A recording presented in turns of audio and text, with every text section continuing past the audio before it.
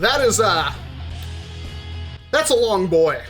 Let's just make this short and simple for you. If you're looking to graduate from your Aeon Pro, Nexus Pro, Stryker Max, whatever you want to call it, in the next level of competition grade foam dart blaster, the Worker Swift is probably that blaster. There's at least one other non-3D printed blaster that I think is better than this one, but when it comes to price to performance, I don't really think the Worker Swift can really be beaten right now.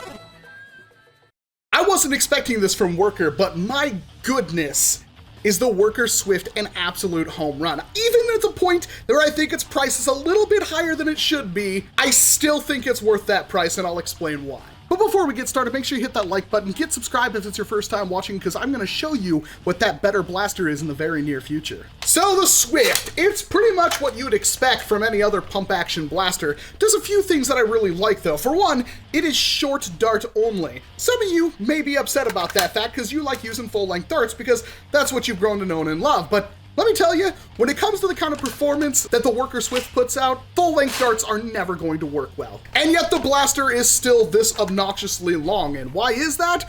Well, because it's got the largest plunger volume of pretty much any blaster that's not a Caliburn out there. And it's exceptionally long of a plunger tube, which means it does have a very long draw, but even with these massive spring that I currently have inside this thing, it's still relatively easy to prime. Now, I did kind of do an unboxing of this, but it was way before I had the studio really up and running, so I'll try to cut it up into a digestible piece for you. Let's check it out. So I should point out that this was obviously sent to me as a review sample, so there will most likely be some stuff in here that won't be in the standard packaging. And I'm going to talk over this idiot editing Walcom here, and what you happen to get in your Worker Swift box, assuming you got a box, is the following: a 10-round Talon magazine, some darts to go with that magazine, the blaster itself split into two halves, a short barrel and a light boy spring, a medium boy barrel and a medium boy spring, a scar barrel to go on the end of said medium boy barrel, an accessory packet that includes an orange barrel tip, some screws, a decal sheet, and some grip tape for your pump grip if you want to use it. It cannot be understated how large this plunger tube is. However, that's a lot of airflow, and since it's long, the prime is exceptionally light, even with the heavier springs. The blaster does come in two parts, and you do have to slide the two halves together, and you can secure them together using the 3 included screws and the Allen key located in the grip of the blaster. The barrel and the spring can be installed after these screws are put together, so all these things included is all you need to get the blaster up and running. My Swift also came with a couple of accessories that you probably won't get in your box, so please pay attention when you're purchasing a Worker Swift to what you get with it. And really, one of the ingenious things about the Worker Swift right off the bat is you can just have that stuff in your bag if you need it, or in a pouch or something like that. And if you need to work on your blaster, the only tool you need to get everything out of it is right here in the thumb hole stock area of the blaster. This will let you change out the barrels, this will let you pull the blaster apart for shipping, or even you could just pop off this little cap right here, and that right there, you just undo this little sucker right here,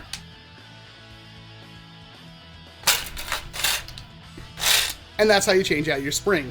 One simple movement.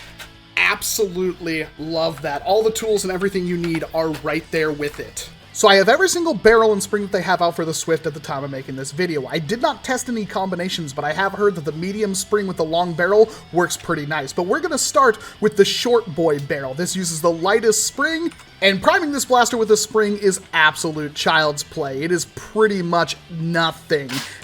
But the velocity is exactly what you'd expect for something like HVZ. Not that I would recommend using a blaster like this ever for HVZ, because range doesn't really matter all that much for such a game mode, but it is nice to see the option. Next up, we've got the medium boy barrel and the medium boy spring. This is the one that you would most likely be using that kind of like barrel muzzle thing that comes with the Swift. It can be used with the other barrel as well, but this one does cover up the end of your barrel, and it also still allows you to install a scar barrel, the generic worker one that comes with it. This scar barrel is perfectly fine, I've found, up to 200 FPS. I have used it on the cheetahs and everything like that. It works absolutely fine. And the performance is, well, holy crap. This is one of the lightest primes for 200 FPS I have ever had. It is super comfortable and super nice, and this is probably the spring that will matter most, and I'm almost certain that every Swift will come with this barrel and spring combination.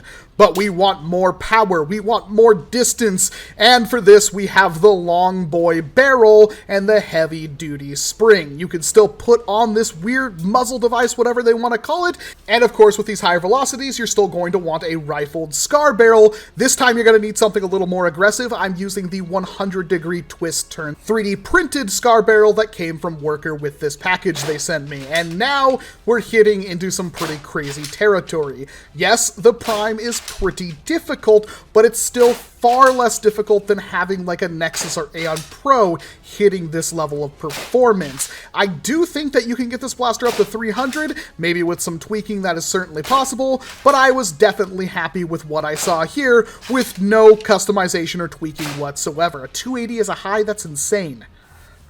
Alright, so we're about 20 feet back. This is an accuracy test against my Gunpower SMT target. It's a 24-inch screen. We're not really worried about how the shots are placed, more of the grouping of the shots, to see what the accuracy is like with the Swift. Now, this is the highest spring load, with, I believe this is the 100-degree printed scar barrel the Worker sent out, so this should give you a decent idea of, at 20 feet, if the group is pretty close, that means generally at longer ranges, your group should still be pretty good, but if there's a big group at 20 feet, we have a problem. So, this scope is not sighted, but I'm going to aim at the head of the target. Oh, and I whiffed just above it. Cool.